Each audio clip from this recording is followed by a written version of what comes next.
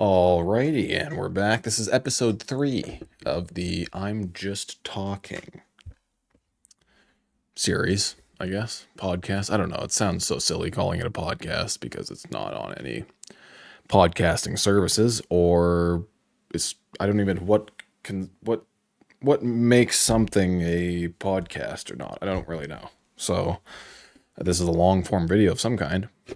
So whatever you'd like to call it, you can call it that. I decided not to use the headphones today. I don't know. First 2 episodes did use headphones. This episode, I figured I'll take a break from the headphones. Do it the old-fashioned way.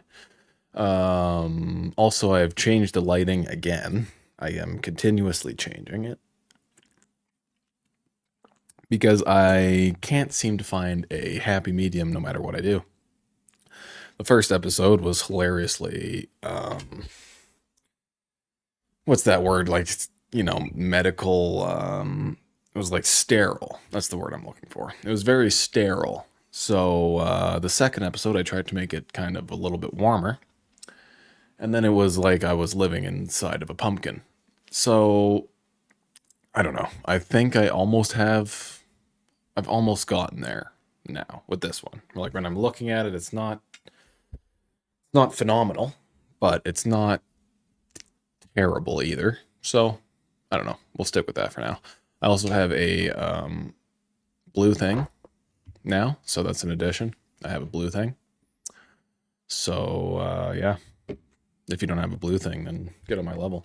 What color is your blue thing? Better be blue, because if it's not a blue thing. Okay, this wire's already driving me crazy. I thought I fixed that earlier today, but I guess not. And we're back. I actually don't really have any topics ready today. I have seen a lot of worrying things everywhere. I mean, I haven't done really anything political. In my first 2 episodes, I was just trying to kind of ease into it a little bit. But I think maybe it's about time a little bit here. I mean, first off, while I live in Canada, I generally just say Alberta because Canada as a whole is kind of, I don't know, if you've lived in Canada for a while, like at least, 10 years, I'm sure you've noticed that it's kind of strange going anywhere as a Canadian now. I don't know, just the whole country's changed quite a bit, and it's very difficult to do almost anything. I mean, the industries, like, unemployment has historically, I don't think, been this high for decades, other than momentary dips, like, although even I think the '08 crash, I believe Canada fared very well through that, actually. I believe we fared better.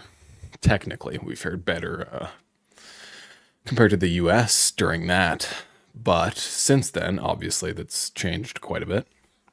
Especially since, good old Trudeau. He sure helped Canada. Not. I mean, I remember before he got elected, it was, it was a totally different country. And now, I mean, just, I've heard... I was watching an interview with a Canadian politician recently, and the interviewer asked him, I should have double checked the exact quote before starting this. I don't have it handy, but it was something along the lines of, do you think us as Canadians should, do you think renting a house could be the new Canadian dream? Instead of owning a house, we could just be happy and just work towards renting. What? I mean, I had the same reaction as the politician. The politician looked at them and went, sorry, what did you just say? I believe actually it may have been Pierre Poilievre. I mean, that just kind of shows you how poorly it's gone for Canada recently. When when reporters are saying that the new Canadian dream should be renting. What? I mean, I'm sorry. Are you kidding me? Really?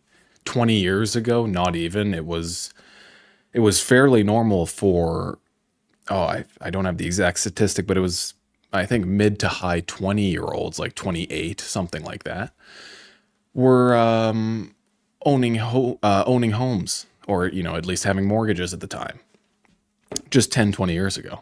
And now I think that's dropped by like 40, 50% in 10 years, 15 years, maybe 20 years.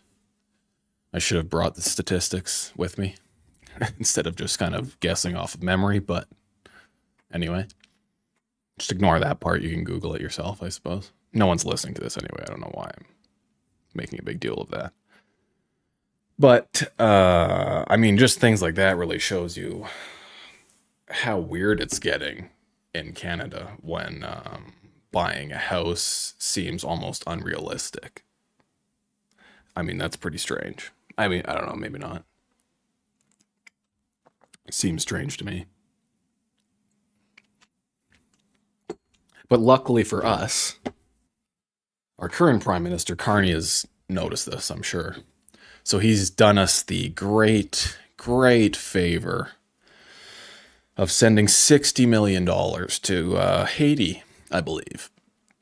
I believe that was just about 10 days ago, 2 weeks ago. So, yeah, you can't buy a house, but people in Haiti just got $60 million. So, does it really matter that you can't buy a house? Come on. You think the Canadian government is supposed to support Canadian people? Don't be silly. Okay, come on. That's a bit ridiculous. I guess the Canadian government's job is to support every other country except Canada, which is quite an interesting take on governance, but I'm not a politician, so I suppose I can't. I suppose I don't have the correct mindset. I just don't really see their plan, I suppose. Anyway, that was a bit of a rant. I didn't have any topics prepared for this, so 50% of the point of this podcast was just to test the lighting. I also added a bit of a blur effect for the background because my background is not particularly interesting. So I figured if I blur it, it may look more interesting because then you can't see it. I mean, this thing is pretty dope. I'm not going to lie. I might even put this somewhere in the foreground. Because that thing, if you ever played Pokemon when you were younger, then that thing will look pretty familiar to you. Oh, look at that. It's even in focus. Decided to focus on the Game Boy. That's savage. Coffee break.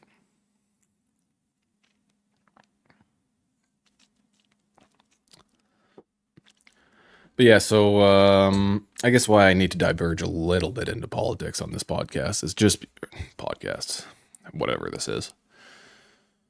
Me videotaping myself talking. I don't think. I mean, as a 24-year-old growing up in Canada, the amount of change I've seen in such a relatively short amount of time is what's worrying. The change in hope in the people around me and family members and friends and coworkers, etc. The amount that everything has changed so quickly has made me go, okay, I need to at least, I can't just, watch CBC anymore and just, I mean, you watch CBC News, it's insane. I mean, the crap they peddle is crazy. It's quite scary, actually, being a Canadian and watching the Canadian news. It really makes you realize how untruthful people can be, or an organization or the media can be, while simultaneously people just kind of believing it. It's very strange. It seems like no one. It's funny. We have simultaneously we have the most amount of information ever available to and all of us, humans as a whole. And it seems like lately, the past few years, especially in Canada, it seems like no one does any research. They just blindly follow whatever the media or the current good-looking politician or whatever else. The guy with the best hairdo, it seems, always tends to win in Canada. I mean, since Harper, it's been pretty creepy. And the really funny part, not so funny, kind of the opposite of funny, is Justin Trudeau's father did the same thing. Not the same thing, but he dismantled and destroyed many parts of Canada. But yeah, that's how intelligent we are as Canadians. Is Justin Trudeau's father, Pierre, I believe it was Pierre Trudeau,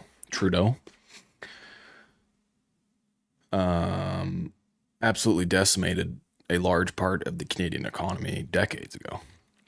And then we elected his son for one term, and then re-elected him afterwards. So I guess that's kind of one of the issues too, is we don't really have anyone to blame, as we kind of did that to ourselves. Of course, Trump has come along and kind of been the perfect scapegoat for Canadian politicians to go, well, no, all of Canada's issues, it's because of Trump. It's these darn tariffs. Long before the tariffs, crap was going downhill in Canada. I mean, no one that remotely thinks for themselves thinks that Canada was doing great up until Trump got elected. What was it? 10 months ago, 11 months ago. It was 9 years prior to that of crap. Well, I'm going on quite a tangent here. Again, I didn't have any topics prepared, so it's mostly off the top of my head. Also, an interesting thing I've seen recently, which I kind of already knew from years ago, but it's kind of been resurfacing again recently, is that Canada, we pay a crap ton. Not so much Alberta, but the vast majority of Canada pays a crap ton of carbon tax. And I believe Carney, he, dismantled the carbon tax, but is now just reinstating it under a different name. So that's exactly what everyone knew he was going to do. Anyway. So Canada only expels about 1.5% of global emissions. 1.5%. Now, I did Google this to make sure beforehand.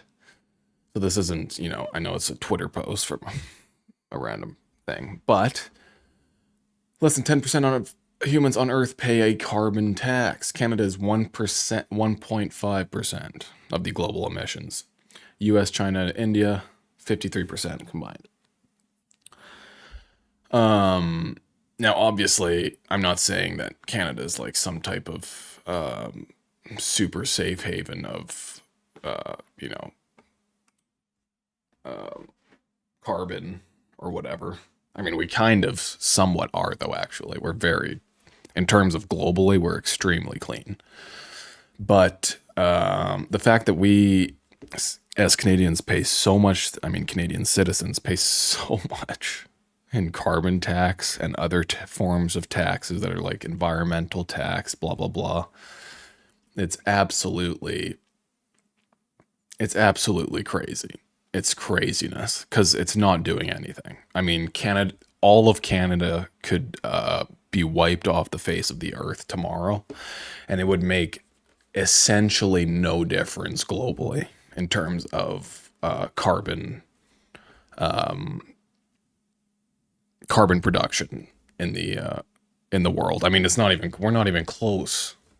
We're not even close to one of the biggest countries in the world for that, while also having a pretty high population. Now we're low in comparison to countries like the US or China or India. But still, we're not a tiny country and a country of a very tiny population. And I mean, just look around at neighbors and things. All of my neighbors are very clean. I never see trash thrown about. I never see garbage out front on my street. I never see crap. Like, go to almost any other country in the world. Go to most other countries in the world, and I'm sure you'll see a lot more garbage. I mean, I haven't been to many places, but I've been to Mexico and a couple others. Every other place I've been to has been considerably dirtier than Canada. And like people just dumping oil into sewers, in other countries, it's fairly common for people to just dump used motor oil into their backyard, or dump used cooking oil into the back alley, into the sewer drain, or whatever else.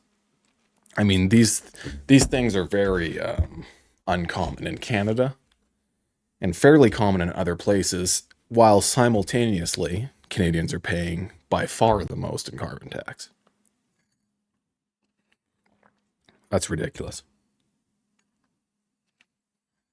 Most of these other countries don't even have a concept of carbon tax. Aw, my beautiful little Miu Mini Plus. It's just unfortunate. I also realized I do need to, I've realized this a long time ago. I just need to act on it more. But I need to do more serious research into specific things, because, I have a fairly all right general knowledge, I would say, of just things happening.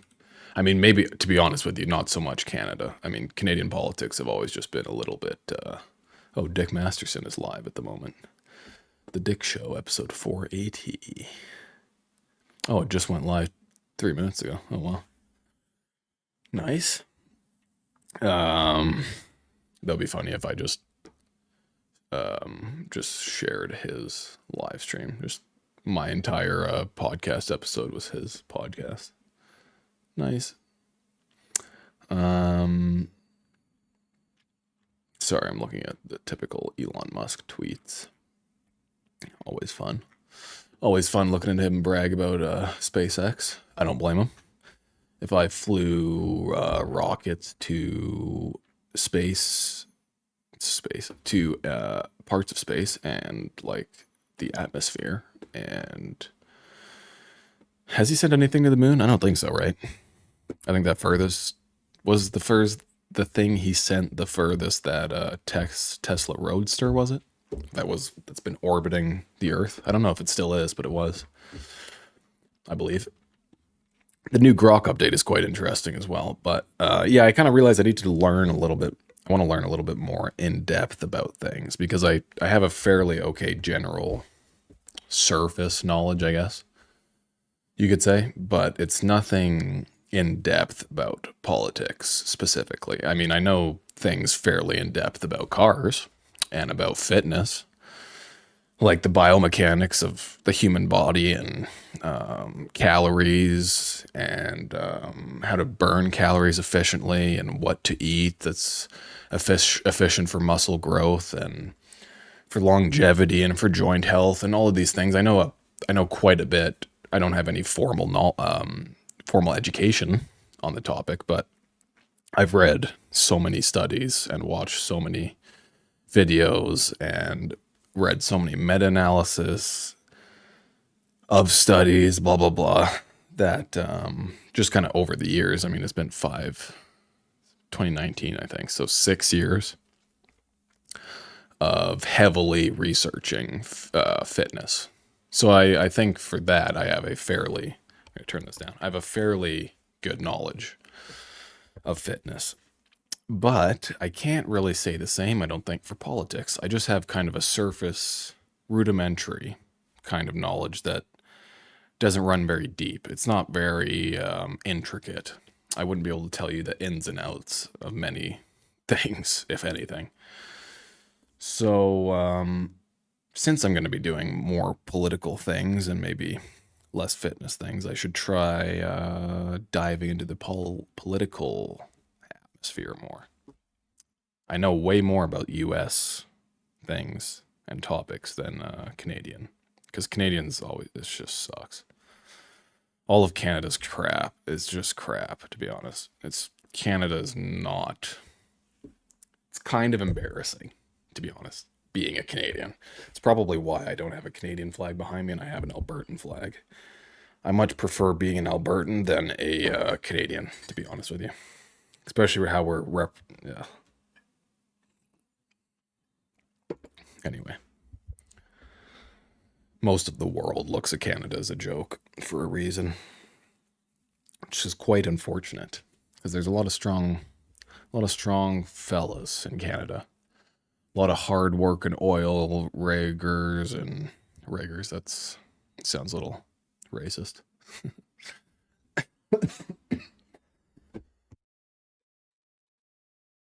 Wow, I guess I can't laugh without coughing. That's good. It's a good sign of health. How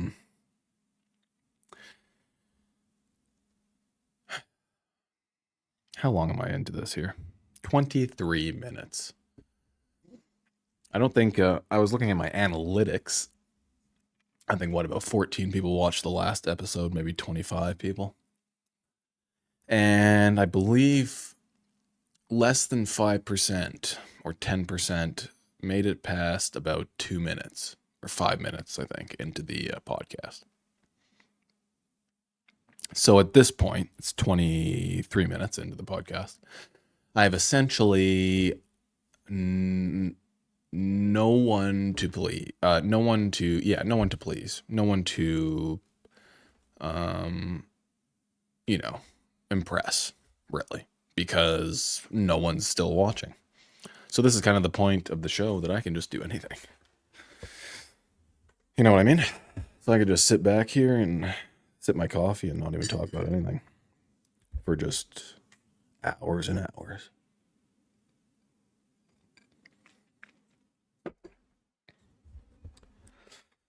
But I won't do that. That would be boring. And I don't want to be bored. So we do have a little bit of a fitness topic. It was mostly about Jeff Nippard, because in the last episode of my show, I had talked about the whole Mike Israetel and his PhD and the proposed inadequacy with it. The video was made by Simmons. He deep dive. I believe the video was about 2 hours long. It was a very long video. He deep dove into the PhD, dissected it. Jesus, my brain's working well today. Not. And kind of showed all of the flaws with it. So, so I made a little bit of I made it a bit of a topic on the last episode. And then towards the end, I had mentioned that Jeff Nippard was kind of defending Mike. So after Mike had done after Solomon had made the video regarding Mike's PhD, Jeff then writes comments everywhere and things. They have since been deleted, of course. But Jeff Nippard said things like, "Oh, all Solomon's video was just showing that a couple pieces of punctuation were just in the wrong spot, and that's all it was. A 2-hour hit piece for a semicolon misplaced, I think was close to the exact words. Which is, of course, not even remotely close to the content of the video. Jeff did not watch the video, of course, or at least not watch it in its entirety, because 85% of the video had nothing to do with punctuation or semicolons. So Jeff just boiling down the entire video to making fun of a semicolon misplacement is, of course, completely inadequate and not at all a accurate representation of the video. So, of course, everyone was bombarding Jeff for that, and he deleted the comment afterwards. But the comment, and then Mike's, comments saying that that was not the final draft had also been debunked later on. The university themselves had said it, blah, blah, blah. And then, so Jeff Nippard's been on a bit of a tear since then. I believe he, let me see, actually. I have some of the things on my phone here. Yeah, that's right. Oh yeah, and then so here, let's watch some of these videos here. I have them queued up. Let's go to the live scene. Ba-boom. Ba-boom. Well, my camera's blocking half the screen, but that should be fine. Here we go. Let's see. Downfall of Jeff Nippard. Let me just show. This is on Greg Doucette's channel, of course. If you haven't subscribed to him, do so. He's very informative. I know some people don't like him. If you don't like Greg Doucette and you think he's an idiot or an ass, you probably have not watched many of his videos and just seen the snippets. If you've watched all of his videos for almost a decade like I have, again, I've been very into the fitness community for a long time, then you know that he's always tries his best to be informative. Sometimes he's not totally correct, but he's always fairly close to on point and direct and honest, which you can't really ask for much more. So here is his video, The Downfall of Jeff Nippard. I believe that's the second video of Jeff Nippard on the recent crap. To Jeff's comment, the entire 8... And this kind of shows the whole thing with Jeff having quite an ego and thinking that everything kind of revolves around him or something. Let's see. TLT brand, harder than last time. The entire brand, my entire brand, worth tens of millions of dollars, is an acronym that originated from videos falsely claiming I wasn't training hard based off one clip of me deadlifting during back injury rehab. He literally thinks that my company brand, harder than last time, of which I have a sign in my basement that I look up when I'm ready to sprint. When I haven't gone hard enough, when I'm thinking, do I have any strength left, any power left? I look up at the sign and it says, harder than last time. So, kind of the whole reason why this is relevant as well is Greg Doucette kind of defended Solomon and just showed that Solomon wasn't, making things up and everything he had said was legitimate, etc. So Jeff then made he had a couple more comments, including that one saying that Greg Doucette's harder than last time supplement brand, which he's had for over, I think, close to a decade now. At least half a decade. That his supplement brand is based off of making fun of Jeff for a rehab video he did. What? I mean, I've been watching Greg for a decade, as I said, almost, and he's always said harder than last time. Go harder than last time. Work out harder than last time. What do I always tell people? Harder than blah, blah, blah. That's been one of the main building block, or not building blocks, but tentpole things and tentpole,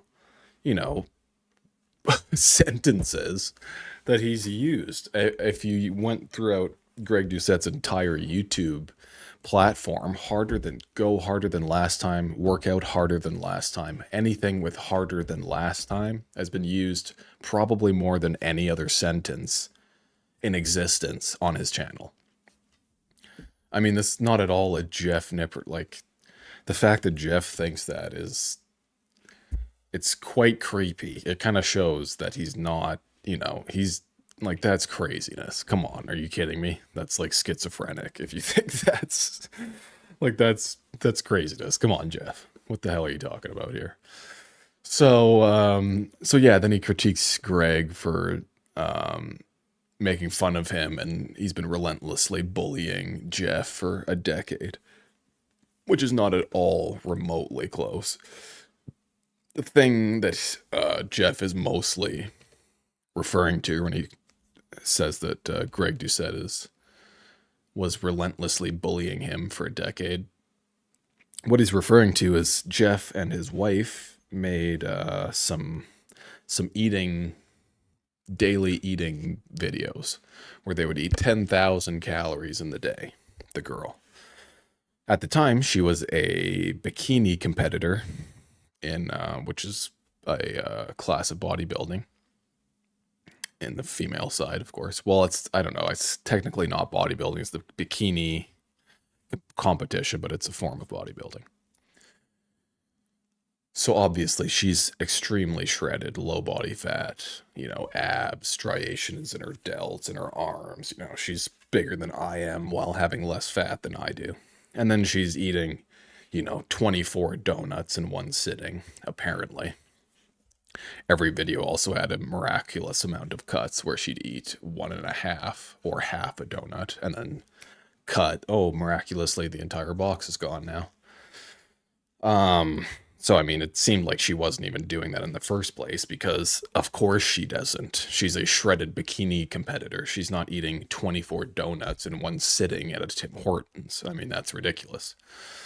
Eating that much sugar in a sitting for anyone would spell disaster, but when you're working out and you need proper nutrients, you can't be doing that. You would pass out, especially in a dieting phase. I mean, what are we even doing here? And Jeff, touting himself as a mega science-based whatever, having things like that, how would he not expect some form of getting criticized in some form? I mean, are you serious? Like, you're taking videos of your girlfriend flexing her abs while eating 24 donuts, and you're confused and mad at Greg for bullying, for bringing up that that's unrealistic and not a good video to make for young audiences. Which I mean is totally fair. I'm one of those people that I don't give a shit what kind of video you make.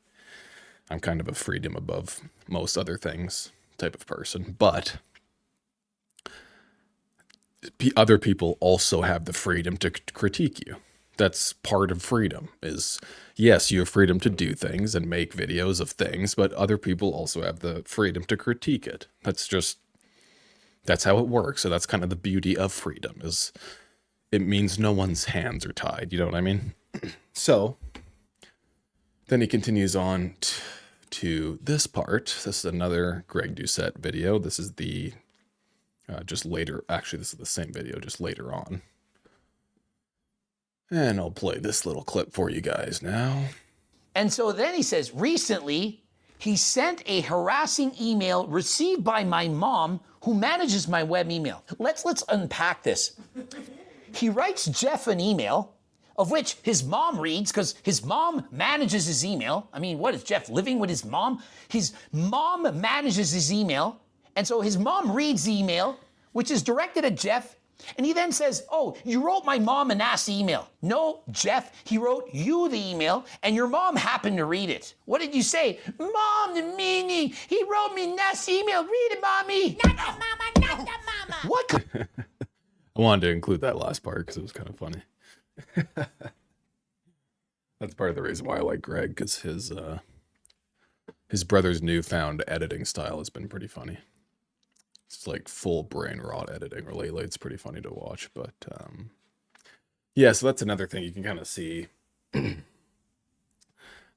don't believe it was Greg. I believe it was Solomon who had wrote that email to Jeff. But anyway, yeah, he sends an email to Jeff. Again, to Jeff's email, Jeff's personal email that he uses to email people. You know what I mean? And then gets mad saying that the person is harassing his mother because his mother manages his email. Dude, come on. Are you kidding me? Like, are you 12 years old? I mean, I don't know. This whole Jeff thing, it's kind of been blowing my mind because I had no idea that he would be such a baby about things. I cannot believe it. I don't know. He seemed like quite a level-headed guy, but the more you kind of read up on him and see what other people say that have actually met him, even fans that have met him, not so nice. He's got a mega ego, it seems. What do I know? But it seems that way. And kind of has that main character, like, everything's about me attitude, which not my favorite kind of attitude personally. So yeah, I mean, we do have one other video regarding this, so I guess before I wrap up this topic, may as well, oops, went to the wrong one for a second, but may as well wrap it up with this. Me, you shouldn't have ghosted Hussein. You shouldn't have deleted your comments to Solomon. This is again about Jeff, of course. You shouldn't have written him in private and said, please don't tell anyone about all the insults that I've been making to you. You shouldn't have sided with Mike Isertel when you never even knew if it was the first draft or not. You just assumed that Solomon was a bad guy because, well, you were a former client of his and you wanted to keep that secret to the world. Why, what else does Solomon know? What else does he know, Jeff Nippard? Are you scared? Release the Nipstein! So you can see he's pretty, Greg is fairly dramatic, but makes it entertaining. So I don't mind it. But anyway, as you can see, he's, yeah, I mean, I don't know. Jeff hasn't handled any of it very well. The whole mic thing. I don't know why he got involved in the first place. I guess just because, to defend his fellow science-based bro, I suppose. Which is quite a funny term in the fitness community, the whole science-based. Especially considering the fact that these science-based lifters change their opinions on everything every 6 months. Because the reality is, they don't really know anything yet.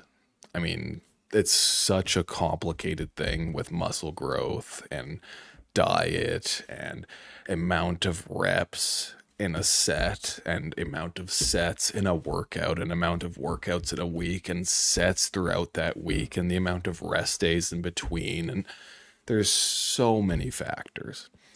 And then not to mention genetics and differences with every single person gains muscle slightly differently. Every single person has slightly different genetic potential with muscle growth and how much muscle they should or will gain. And where their starting point is, their end point, what food does what to who with their diet or their subsequent lifestyle, or I mean, there's so many factors. It's one of those things that, as far as I can tell, the big thing, and most people I see that don't have a vested interest and aren't getting financial gain from lying to you. It seems like all you have to do is just try. If you just really put an effort, you're probably going to gain muscle. If you don't put an effort, you're probably not. And almost none of these science-based guys say that. They all go, oh, you need 4 or 8 to 12 sets per week, and you need 1 day in between, and you need to eat exactly blah, blah, blah, and you need 0.75 grams to 1 gram of protein per pound of body weight, and you need blah, blah, blah, and you need... When you really read all the studies and everything, every study has slightly different results. Every year there's a new fad of, oh, it's actually high intensity, low reps.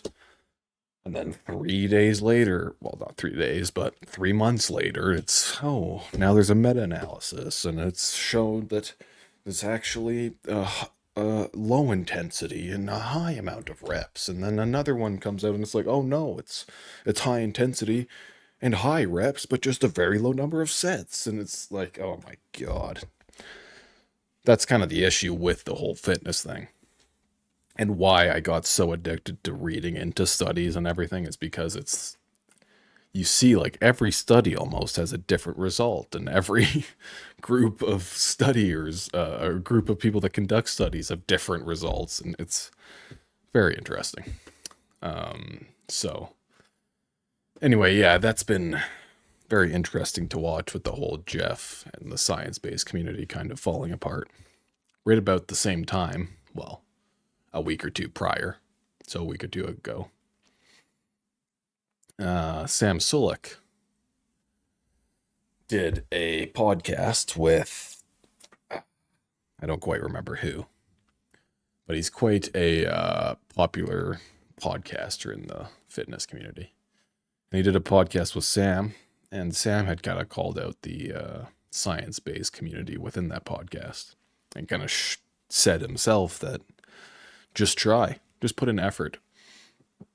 And I think that's starting to resonate with people because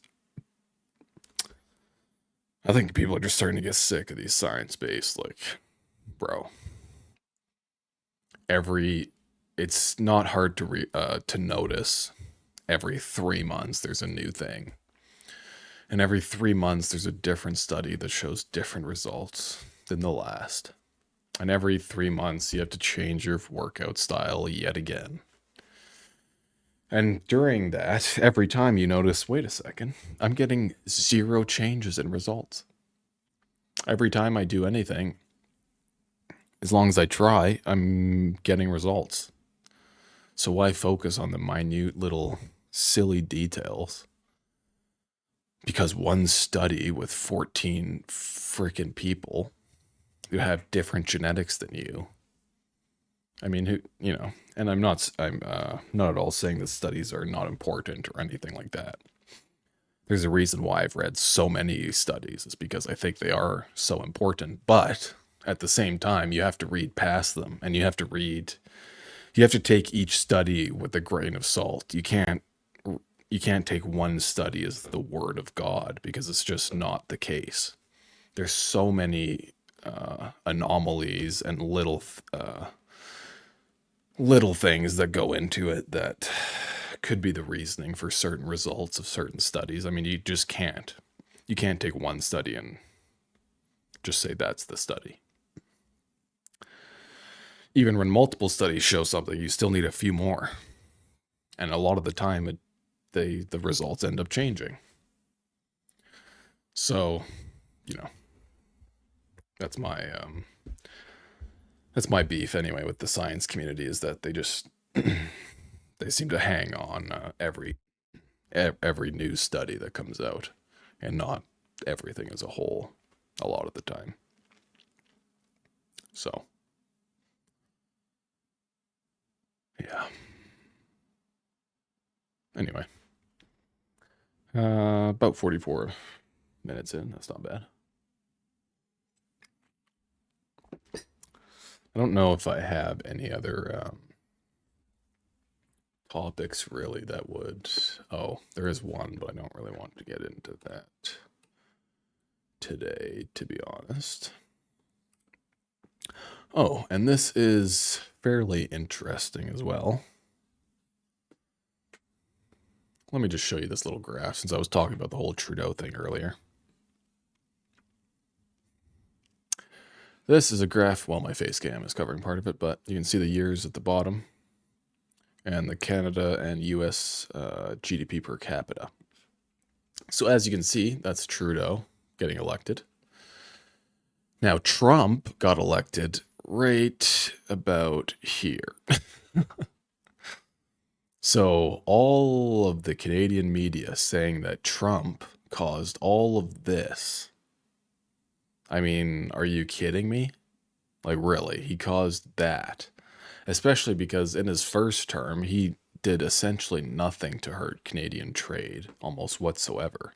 He was actually very good with Canada the entire first term. Did almost nothing against Canada. But because he has adds tariffs right here at the bottom of this massive drop, now all the Canadian politicians can go, oh, see, it's not us, it's Trump. It's not us that caused all of this. It's Trump, when he did the thing in 2024 at the end of this graph that has no effect on the previous parts of the graph. I mean, it's just, Canadian politicians can always find an excuse. Although I will say, it is very unfortunate timing by Trump. Because, unfortunately, it seems the general population of Canada is not the most intelligent, and just kind of follows whatever CBC or CTV or whatever other news organization says.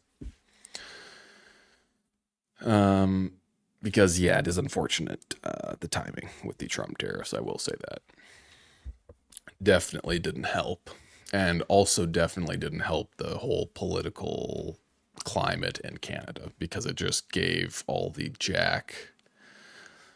silly folks, these silly Canadian politicians, it gave all of them a perfect excuse and an scapegoat out of the situation to go point the finger. And of course, no Canadian goes and looks at the, GDP comparison of Canada per capita in the US, or any other form of a graph, or the unemployment rate, or the rate of home ownership for young families, or any other important, well, apparently not important, but what you would think is important graphs.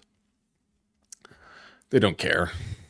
They just go, oh, CBC News said there's a No Kings protest. We must go to the No Kings protest. There will never be kings. What? I mean, silliness. Silliness. Anyway, I'm excited to watch the Dick Masters. I haven't watched an episode of that in so long. It's been a very long time. I should lower the desktop audio, actually, just in case. Just in case. Well, I don't really have any other topics.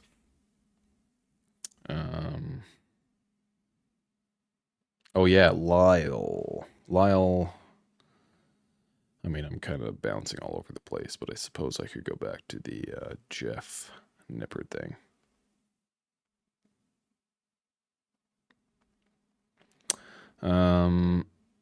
So yeah. Jeff Nippard also used to be friends with Lyle. I don't remember his last name. I just remember his name is Lyle. Who is quite a predominant figure in the whole athletics community. He's very intelligent. Like, he's one of the more articulate and intelligent people, I would say, in the fitness community. And he's also been one of the people recently to kind of dismantle Mike Israetel's science-based approach to things, kind of showing all the flaws and the holes in his logic, etc. And this was before the whole PhD scandal.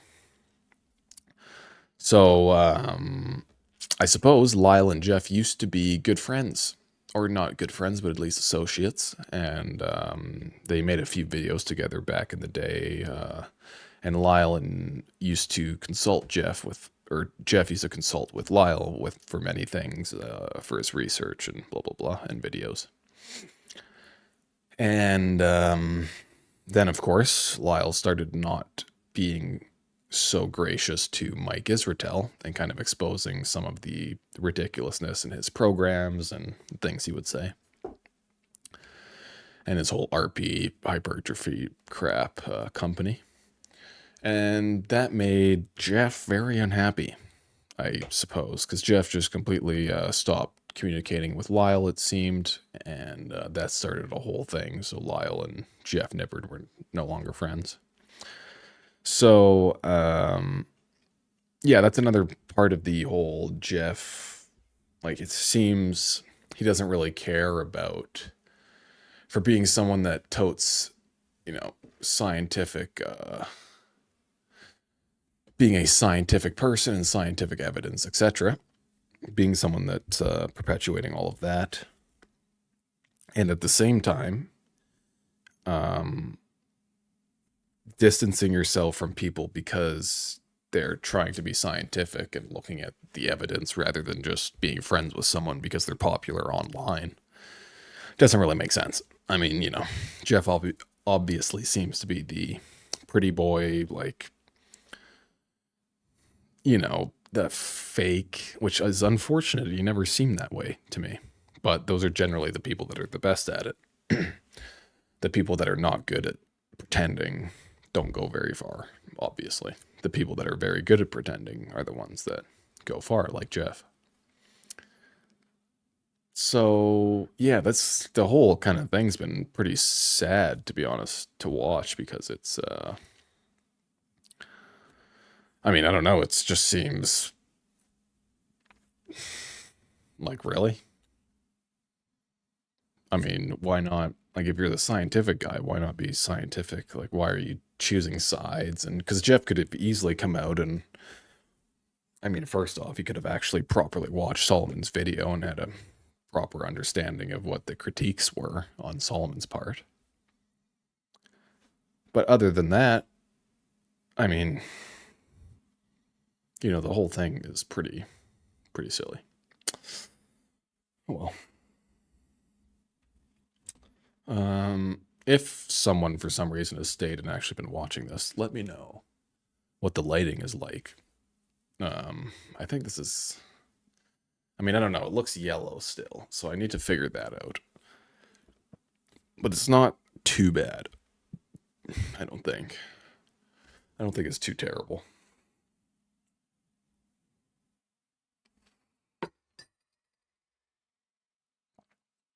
God, jeez, I put a lot of sugar in that. Holy moly. Luckily, I like sugar. Well, that's perfect timing. Coffee is empty. We're only about 50 minutes into the podcast, but I don't think anyone's watching this anyway. I don't know why I would care to make it a specific length. So, thanks everyone for watching. I hope everyone, thanks to the one guy who probably clicked on this and stayed for 2.5 minutes, I appreciate you. You're a good looking fella.